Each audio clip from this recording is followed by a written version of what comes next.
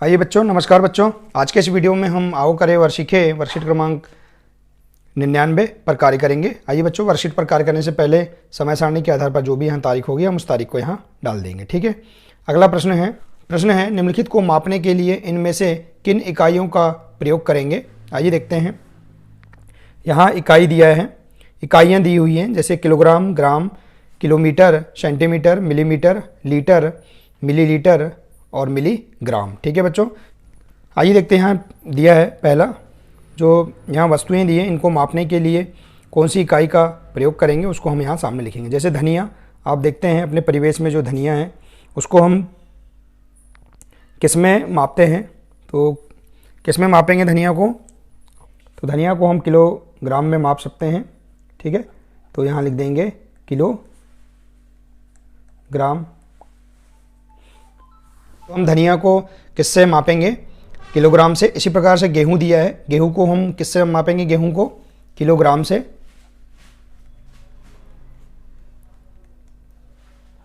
ठीक है बच्चों। इसी प्रकार है, देखिए यहाँ पर पेट्रोल, पेट्रोल एक तरल पदार्थ है, हम इसको किससे मापेंगे, लीटर से। तो यहाँ हम लिख देंगे लीटर।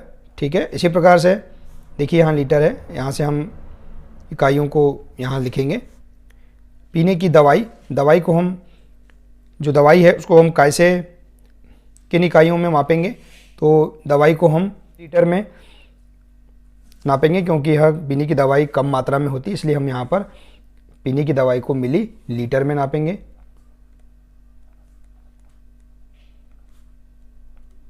ठीक है बच्चों। इसी प्रकार से है भोपाल से इंदौर की दूरी।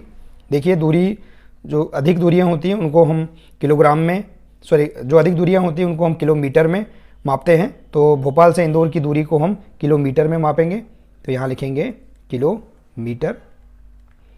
ठीक है बच्चों। इसी प्रकार से है स्कूल गेट से कक्षा तक दूरी, स्कूल का जो गेट है से कक्षा तक की दूरी, उसको हम किस में मापेंगे, तो देखिए बच्चों, कम दूरी को हम मीटर में मापते हैं और अधिक दूरी को हम किलोमीटर में मापते हैं। तो यहाँ हम स्कूल गेट से कक्षा तक की दूरी को हम किस में मापेंगे, मीटर में मापेंगे। ठीक है बच्चों। इसी प्रकार से अगला है पुस्तक की लंबाई। पुस्तक की लंबाई को भी हम किस में मापेंगे, पुस्तक की लंबाई कम होती हैं, तो बच्चों हम पुस्तक की लंबाई को सेंटीमीटर में मापेंगे, तो यहाँ लिख देंगे सेंटीमीटर।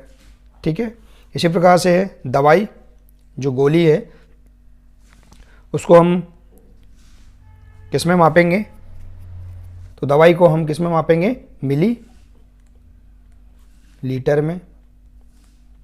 ठीक है बच्चों। तो इस प्रकार से हम यहाँ पर जो वस्तुएं दी हैं इनको हमने मापने के लिए कौन सी इकाई का प्रयोग करेंगे हमने यहाँ लिखा है। ठीक है बच्चों। एक बार देख लेते हैं। धनिया, धनिया को हम किलोग्राम में मापेंगे, गेहूं को हम किलोग्राम में।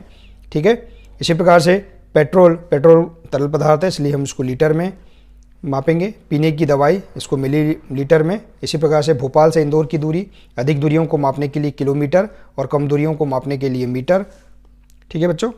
और उससे कम लंबाई को मापने के लिए सेंटीमीटर। ठीक है।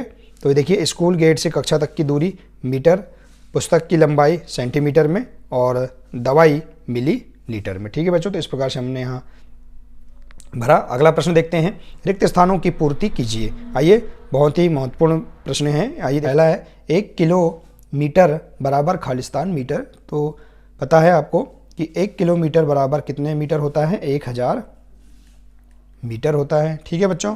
इसी प्रकार से है 1 मीटर बराबर खालिस्तान सेंटीमीटर, तो 1 मीटर बराबर 100 सेंटीमीटर। अगला तीसरा है 1 सेंटीमीटर बराबर खालिस्तान मिलीमीटर, तो 1 सेंटीमीटर बराबर 10 मिलीमीटर। ठीक है बच्चों। इसी प्रकार से हैं 1 किलोग्राम बराबर कितने ग्राम, 1000 ग्राम होगा। ठीक है। तो इस प्रकार से 1 किलोग्राम बराबर 1000 ग्राम। इसके बाद है पांचवा, 1 ग्राम बराबर कितने मिलीग्राम, तो 1 ग्राम बराबर 10 मिलीग्राम।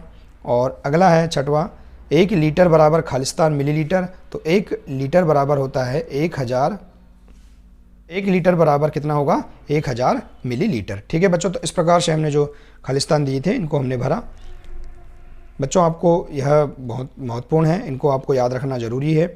पुनः एक बार देख लेते हैं। 1 किलोमीटर बराबर 1000 मीटर, 1 मीटर बराबर 100 सेंटीमीटर, 1 सेंटीमीटर बराबर 10 मिलीमीटर।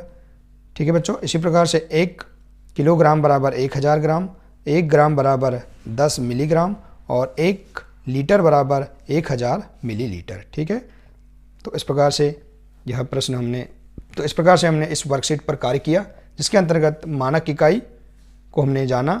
ठीक है बच्चों, आशा है कि आपको यह वर्कशीट पूरी तरह से समझ में आ गई होगी। आइए अगली वर्कशीट देखते हैं। आइए बच्चों, अगली वर्कशीट है, आइए बच्चों आओ कार्यवर सीखिए वर्कशीट क्रमांक 100 पर आज हम कार्य करेंगे। बच्चों, वर्कशीट पर कार्य करने से पहले समय सारणी के आधार पर जो भी तारीख होगी हम उस तारीख को यहाँ लिख देंगे। आइए, उपावधारणा है शून्य की योग और गुणन में भूमिका। ठीक है बच्चों, तो आइए हम जानते हैं।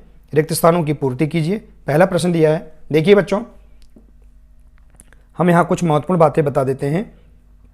यदि किसी संख्या में शून्य को अगर हम जोड़ते हैं या घटाते हैं तो वही संख्या हमें प्राप्त होती है।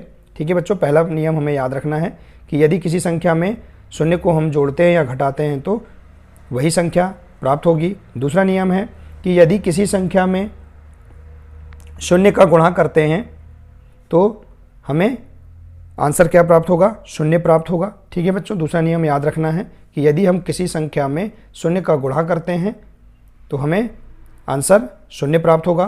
तो ठीक है बच्चों, हमें दो चीज़ महत्वपूर्ण ध्यान रखना है कि यदि हम किसी संख्या में शून्य को जोड़ते हैं या घटाते हैं तो केवल हमें वही संख्या प्राप्त होती है, और दूसरा नियम है कि यदि हम किसी संख्या में शून्य का गुणा करते हैं तो हमें आंसर शून्य प्राप्त होता है। ठीक है बच्चों, यह दो पॉइंट हमें मुख्य रूप से याद रखना होगा।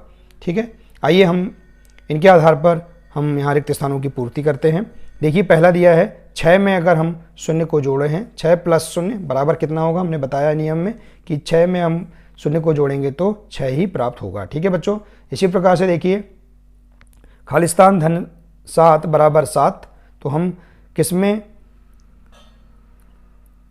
7 जोड़ेंगे कि 7 ही प्राप्त होगा, तो शून्य में हम 7 जोड़ेंगे तो 7 प्राप्त होगा। इसी प्रकार से तीसरा है 24 धन खालिस्तान बराबर 24, तो 24 में हम शून्य जोड़ेंगे तो हमें 24 ही प्राप्त होगा।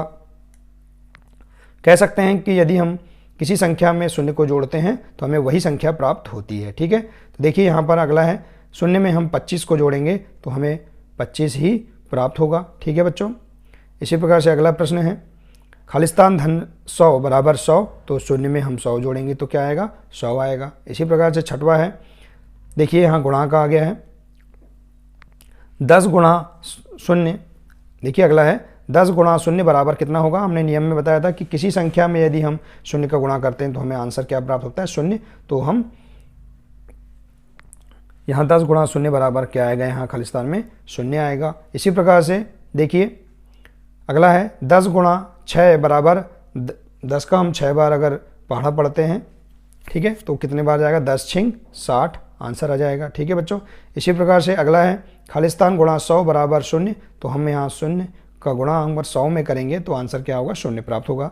अगला दिया है खालिस्तान गुणा शून्य बराबर शून्य, तो शून्य गुणा शून्य बराबर शून्य। ठीक है, इसी प्रकार से 10वां दिया है 400 गुणा शून्य बराबर, आपको पता है कि हम किसी भी संख्या, चाहे वो अनंत तक की कोई भी संख्या हो, जिसमें हम अगर शून्य का गुणा करते हैं तो आंसर हमें क्या होता है? शून्य ही प्राप्त होता है। तो हम यहाँ देखेंगे 400 गुणा शून्य बराबर क्या आ जाएगा? शून्य आ जाएगा। ठीक है, अगला है 46 गुणा खालिस्तान बराबर शून्य, तो 46 गुणा शून्य बराबर क्या होगा? शून्य। तो ठीक है बच्चों, इस प्रकार से हमने इस वर्कशीट के माध्यम से शून्य की योग और गुणन में भूमिका हमने जाना, जिसके माध्यम से हम शून्य का जोड़ और शून्य का गुणा हमने संख्याओं या अंकों के साथ किया। ठीक है बच्चों, तो इस प्रकार से हमने इस वर्कशीट पर कार्य किया।